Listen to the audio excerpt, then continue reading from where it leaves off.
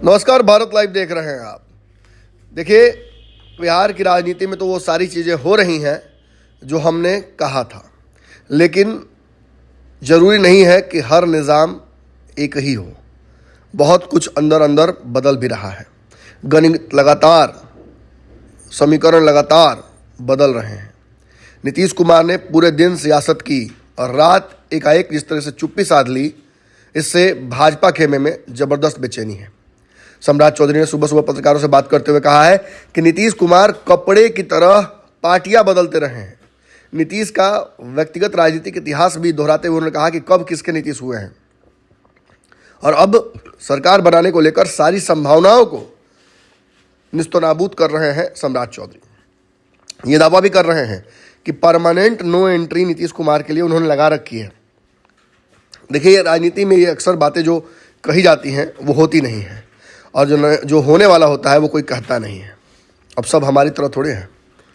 निश्चित तौर पर बिहार की राजनीति में बदलाव होगा। जिस तरीके से कल कानूनी दांवपेच में नीतीश कुमार सरकार को फंसाने की कोशिश करते रहे, दिन भर उन उलझनों को समझने की कोशिश करते रहे जो सरकार गिराने और सरकार बनाने को लेकर उनके सामने आ सकते हैं। पीके शाही अंत समय तक नीतीश कुमार के घर पर रहे, बातचीत होती रही। लगा कभी भी नीतीश कुमार राजभवन जाकर इस्तीफा दे सकते हैं। अब बताया जा रहा है कि आज राज्यपाल झंडोत्तोलन जब कर लेंगे तो नीतीश कुमार उनसे मुलाकात किसी भी वक्त शाम में कर सकते हैं। ये सब कुछ परिस्थिति पर डिपेंडेंट है। नीतीश कुमार वैसे भी परिस्थितियों की राजनीति करते हैं, लेकिन अभी जो विषय आपके समक्ष हम लेकर आए हैं, ये विषय नीतीश कुमार को और एनडीए में उनके जाने को लेकर नहीं है। ये विषय इस बात को लेकर है कि कौन कौन से वो गुट हैं जो सरकार के गणित को बिगाड़ रहे हैं। देखिए, कल पूरे दिन ये चर्चा हुई कि नीतीश कुमार ने अपने सारे विधायकों को एक तरीके से हाउस अरेस्ट करके रखा हुआ है और उनमें से किसी को भागने देना चाहते हैं। दरअसल इसके पीछे सरकार बनाने का गणित है। यदि नीतीश कुमार विधानसभा भंग करना चाहते हो तो उसमें कानूनी अड़चन आ सकती है। यदि नीतीश कुमार दावा करने के लिए, सरकार बनाने के लिए जाएंगे तो उसमें भी पेंच राजद फंसा सकती है। राजद को बहुत कुछ इसके लिए करना नहीं होगा। ये सारे समीकरण बाबा समझेंगे, लेकिन उससे पहले आपको मैं ये समझा दूं कि वो दो गुट कौन से हैं जो कल पूरे मैंने सुबह से लेकर रात तक इस गणित को बहुत हद तक इंटरफेयर करते रहे। देखिए, कांग्रेस का एक गुट है जिसकी चर्चा हो रही है, जो गुट अशोक चौधरी के इशारे पर कभी भी खेल कर सकता है। अशोक चौधरी निश्चित तौर पर एनडीए की तरफ नीतीश कुमार को ले जाने वालों में से एक है। राज्यपाल से डील जो हो रही है नीतीश कुमार की, उसमें भी एक बड़ा हिस्सा, एक बड़ी बातचीत का, और जो बातचीत जो हो रही है जिस तरीके लेवल पे, उसमें अशोक चौधरी का हाथ है। अब बताया जा रहा है कि अशोक चौधरी पूर्व कांग्रेसी रहे हैं, कांग्रेस के अध्यक्ष रहे हैं, विधायक उनके साथ कई जीते थे। 27 विधायकों वाली पार्टी कांग्रेस उन्होंने बनाया था। अब 19 विधायक हैं, इसमें से लगभग 1 दर्जन विधायक। मुन्ना तिवारी जो कि बक्सर के विधायक हैं कांग्रेस के, बताया जा रहा है, कल चर्चा खूब हो रही थी, इस बात का हम दावा हम नहीं कर रहे हैं, लेकिन ये चर्चा खूब हो रही है कि उनके अधीन 11 विधायकों का एक जत्था कांग्रेस से किसी वक्त कूच करके अशोक चौधरी के इशारे पर किसी भी गठबंधन का हिस्सा बन सकता है। तो कांग्रेस को भी झटका लग सकता है, और इस झटके की वजह से राजद का जो समीकरण है वो गड़बड़ा सकता है। राजद जो सोच रही है सरकार तख्ता पलट करने की, उसमें भी ये पेंच फंस सकता है। तो कहीं ना कहीं नीतीश कुमार ने राजद वाले एंगल को न्यूट्रलाइज करने के लिए ये वाला एक हथियार रखा हुआ है बैकअप में। वहीं दूसरी तरफ बताया जा रहा है कि नीतीश कुमार को न्यूट्रलाइज करने के लिए और नीतीश कुमार के पलटने को रोकने के लिए राजद ने भी पेंच फंसा रखा है। बताया जा रहा है कि नीतीश के करीबी माने जाने वाले विजेंद्र यादव, जिनके बारे में ये भी खबर आई थी कि एक गुप्त बैठक जो ललन सिंह ने के माध्यम से हुई थी, जो तथाकथित रूप से चर्चा का विषय केवल है, उस बैठक में विजेंद्र यादव के माध्यम से ही दर्जन भर विधायक नीतीश कुमार के आए थे। अब खबर यह आ रही है कि वो ग्रुप फिर से एक्टिव हो गया है। उसमें ज़्यादातर विधायक ऐसे हैं जो मुस्लिम या यादव समाज से आते हैं, और वो चाहते हैं कि नीतीश कुमार वर्तमान गठबंधन को न तोड़े और तेजस्वी को मुख्यमंत्री बना दे। अब ये दावा कितना सच है ये तो नहीं पता, लेकिन ये दावा बिहार की राजनीति को लेकर जब जब हुआ है और जब जब ये इन सूत्रों के माध्यम से ये खबरें हमारे पास पहुंची हैं, ये अक्सर सच ही हुई हैं। अब ये जो दो गुट हैं, ये दोनों गुट सच पूछिए तो जो न्यूक्लियर रिएक्टर होता है उसमें कंट्रोल रड डाला जाता है, उसकी तरह काम कर रहा है। ये तो ना तो रिएक्शन को ज़्यादा बढ़ने दे रहा है और ना ही रिएक्शन को रुकने दे रहा है। तो एक रड तो बाबा कांग्रेस की तरफ से जो अशोक चौधरी का कहा था कि प्रॉक्सी के माध्यम से, मुन्ना तिवारी के माध्यम से एक बड़ा विधायकों का जत्था कंट्रोल अपने हाथ में रखे हुए हैं ताकि राजद कोई खेल ना कर सके। वहीं राजद भी जदयू में एक बड़ा हिस्सा जो 11-12 विधायकों का है उसको विजेंद्र यादव के माध्यम से अपने कंट्रोल में कर रही है। ललन सिंह को अपने सामने बिठाकर रखे रहना, इतनी महत्वपूर्ण बातें ललन सिंह से साझा नहीं करना चाहेंगे नीतीश कुमार, खासतौर पर इस वक्त।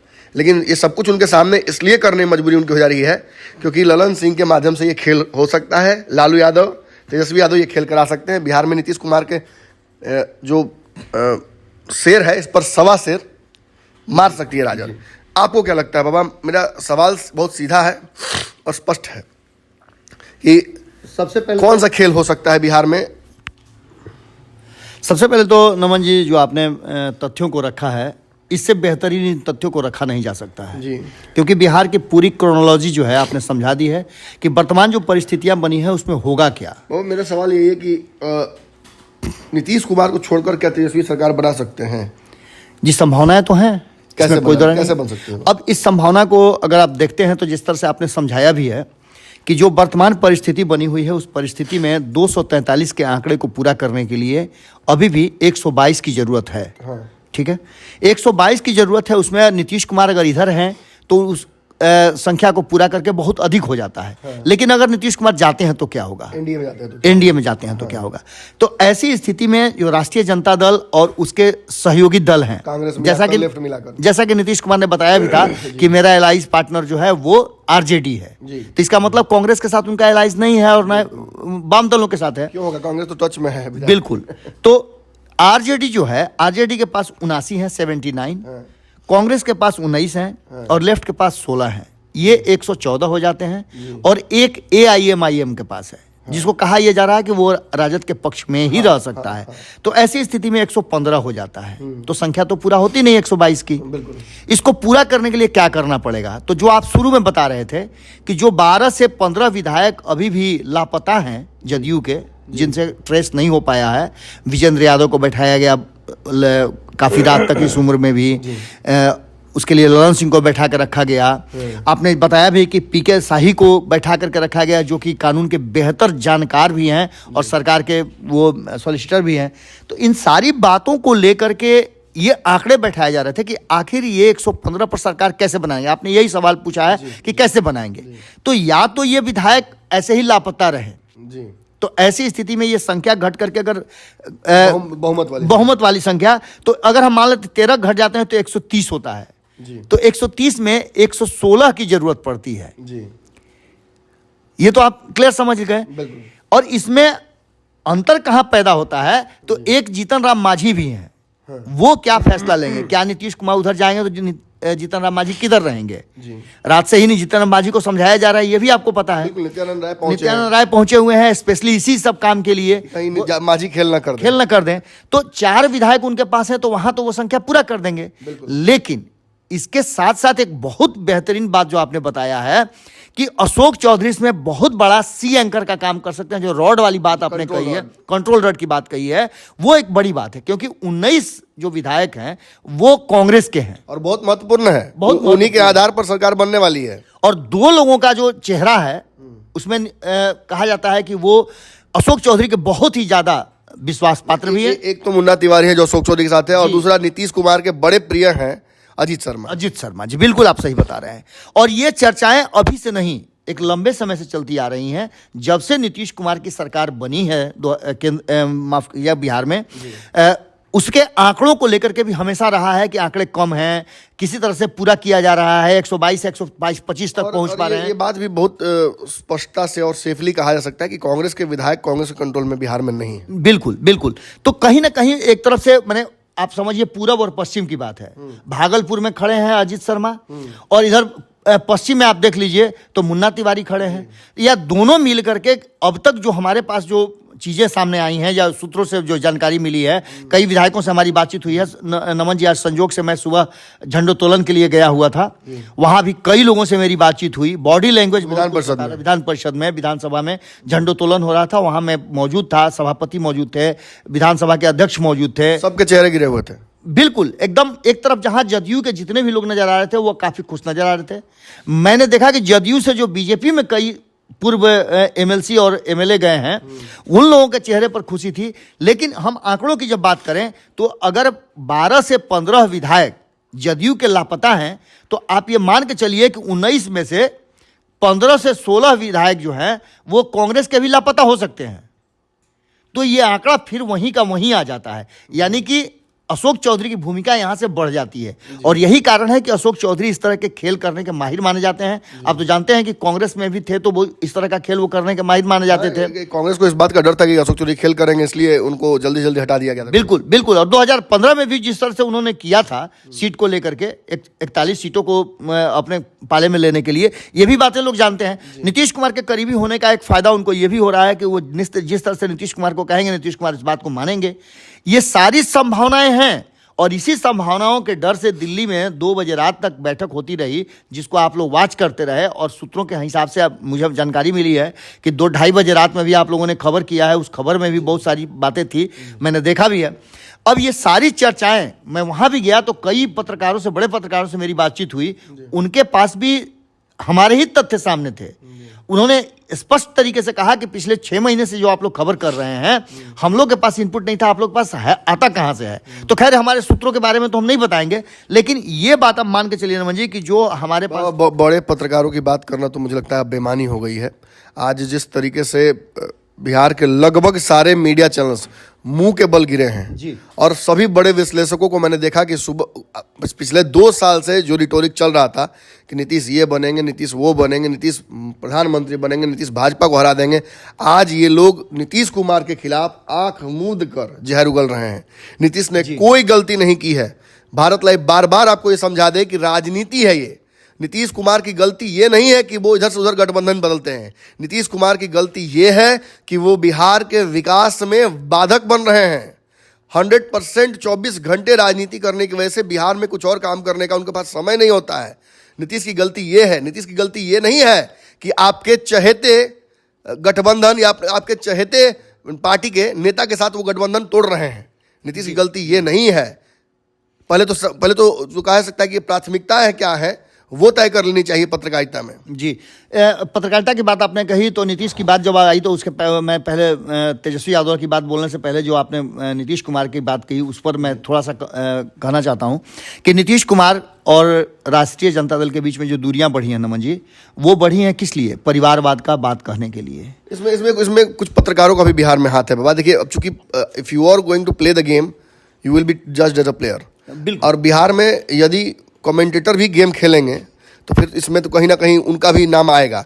जिस तरीके से बिहार में कुछ तथाकथित बड़े पत्रकारों ने जानबूझकर प्लांटेड खबरें नीतीश कुमार के खिलाफ चलाई, नीतीश को बार बार जबरदस्ती का हवा भरने की कोशिश की, तो नीतीश बच्चा है कि आप हवा भर दीजिएगा।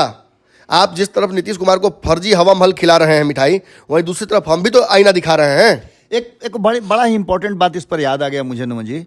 आप बार बार जो भारत लाइव की खबरों की बात करते रहते हैं, भारत लाइव की खबरें अगर तेजस्वी यादव नहीं सुन रहे हैं, नहीं समझ रहे हैं और हम जो खबरें कर रहे हैं उस पर वो अमल नहीं कर रहे हैं, एक ये सवाल खड़ा होता है। दूसरा सवाल ये कि नीतीश कुमार के पास जब भी हमारी खबरें जाती हैं तो नीतीश कुमार उस पर रिएक्ट करते हैं, तुरंत एक्शन लेते हैं। तो इतना तो जरूर है कि हमारी खबरें जो हैं ऑथेंटिक खबरें हैं, इससे हम इनकार नहीं कर सकते हैं, जिसकी चर्चा लगातार चल रही थी। लेकिन नीतीश कुमार जब अपना पीआर कर रहे हों तो पीआर करते समय अपने सामने वाले की लकीर को छोटी की जाती है। नीतीश कुमार ने जिस तरह से कर्पूरी ठाकुर के समकक्ष अपने आप को खड़ा किया, इसमें गलत क्या किया? एकदम बिल्कुल सही किया। अब लालू प्रसाद की बेटी ने जो जिस तरह से ट्वीट करके और नीतीश कुमार की भावनाओं को आहत किया है, जिस शब्दों का प्रयोग किया है, कहीं ना कहीं उन शब्दों के प्रयोग को उनको नहीं करना चाहिए था। और ये सभी जानते हैं कि रोहिणी आचार्य खुद से ट्वीट नहीं करती हैं, उनकी पीआर टीम करती है। और ये अगर ट्वीट तेजस्वी यादव करते तो ज्यादा बेहतर लगता। तेजस्वी यादव क्यों करेंगे? तेजस्वी यादव का उतना हिम्मत ही नहीं है। आप तो देख रहे हैं खूंटा में बंधे हुए हैं वो। लेकिन अब बाबा, बिहार में नीतीश कुमार को, सरकार को बाहर से समर्थन करने का एक दाव खेल रही है राजद। ये तो चलेगा नहीं दाव। क्या आपको याद होगा कि एक शख्स की चर्चा आप कर रहे थे, नाम तो मैं नहीं लेना चाहूंगा, जो नीतीश कुमार लालू परिवार के बीच में भी आ जाते हैं, कभी कभी तेजस्वी यादव को साए की तरह घेर के रखते हैं। ये सारा खेल उन्हीं का खेला हुआ है और उन पर दबाव था। आपको पता है कि तेजस्वी यादव के इर्द गिर्द कई लोगों पे ईडी और सीबीआई का दबाव है। ऐसी स्थिति में इस बात को एक तरफ से ऐसे भी देखा जा नहीं बोल सकता रहे, संजय यादव का नाम लेना चाहते हैं, शक्ति यादव का नाम लेना चाहते हैं, बिस्कुमान वाले नेताजी का नाम लेना चाहते हैं, किसका नाम लेना चाहते हैं? बोलिए खुल के। अब क्या बचा है? नहीं, बचा यह है कि आपने एक नाम जो बिस्कुमान वाले नेताजी का लिया, तो बिस्कुमान वाले नेताजी दूसरे कारण से बदनाम है। तो लगातार बोल रहे थे, लेकिन अब जब मैंने बोलने वाला समय आया, मतलब कहने का मतलब दूर से बारात देख के खूब गाली दे रहे थे, और जब बारात आया दरवाजे पर तो गाड़ी नहीं सूझ रहा क्या बोले। देखिए, बिस्कुमान वाले नेताजी तो बार बार ये कह रहे थे कि धोखा हमारे साथ होगा, चेतावनी दे ही रहे थे। लालू यादव के परिवार का आदमी जब बोल रहा है कि धोखा होगा और तब भी नजर नहीं आ रहा, तो मतलब देखना ही नहीं चाहते लालू यादव। बिल्कुल सीधी सी बात है कि अब ये जो चिड़िया है वो खेत चूक गई है। आपके पास 115 विधायक हों या 120 विधायक हों, अब किसी भी बाबा कहने का मतलब आपका ये है कि अब तेजस्वी यादव को झाड़ पोंछ के अपना रख देना चाहिए सारा सलवार कमीज, कुछ नहीं होने वाला है। निश्चित रूप से 2025 में उनको मुख्यमंत्री बनने का मौका था, उन्होंने बीच में ही उप मुख्यमंत्री बन करके वो अपना टेन्योर पूरा कर लिया। अब तेजस्वी यादव की राजनीति लगभग यहां से अब अवसान पर जाने वाली है, और लाख कुछ कोशिश कर लें, भारतीय जनता पार्टी और नीतीश कुमार मिलकर के ऐसा नहीं करने देंगे, और कोई संभावना भी ऐसा नहीं छोड़ेंगे जिससे कि आगे कुछ हो सके। यानी कि विधानसभा भंग करने का जो ऑप्शन है नमन जी, वो सबसे लास्ट ऑप्शन है। चलिए, मैं समझ गया बाबा, धन्यवाद। देखिए, एक आखिरी मुफ्त की राय देता चलूं, यही इसके लिए बदनाम भी हूं। तेजस्वी यादव जी की राजनीति यहां से अगर आगे बढ़ती है तो उसका एक ही रास्ता हो सकता है। जिस तरीके से कल अवध बिहारी चौधरी को यह कहा गया कि विधानसभा का कक्ष नहीं छोड़ना है, विधानसभा पर पूरी तरीके से एकदम दावा रखना है राजद का। अगर तेजस्वी यादव अपनी राजनीति आगे बढ़ाना चाहते हैं तो मुझे लगता है कि अब रास्ता एक ही बचा है कि ये तोड़ जोड़ की राजनीति छोड़े, ये होना नहीं है। अब विपक्ष की राजनीति, मजबूत विपक्ष बनने की राजनीति जो वो करते थे अच्छा, उसकी ओर फोकस करें, और कहीं ना कहीं ठंड के इस मौसम में भी वाटर कैनन खाने की तैयारी करें। बाकी की खबरें लगातार दिन भर चलेंगी, भारत लाइव पर लगातार कमेंट्री जारी रहेगी। ये जो मजेदार सियासी मैच हो रहा है इसका आनंद लीजिए और एकदम सुरक्षित रहिए। धन्यवाद। पनोरमा ग्रुप, जो सोचता है वो करता है। अगर ये वीडियो पसंद आई और वह बिहार के राजनीति और बिहारियत से सरोकार रखेनी तो सब्सक्राइब बटन दबा के चैनल के सब्सक्राइब कर ली। ओजे एगो घंटी बा, ओकरा बटन दबा देला से कुल सटीक और मारक खबर रुआ मुफ्त में मिल जाई। अगर रुआ पत्रकारिता के हमनी के नया प्रयोग में सहयोग कर चाहतानी तो ज्वाइन बटन दबा दी। पेटीएम नंबर नोट कर ली 9386816700। धन्यवाद।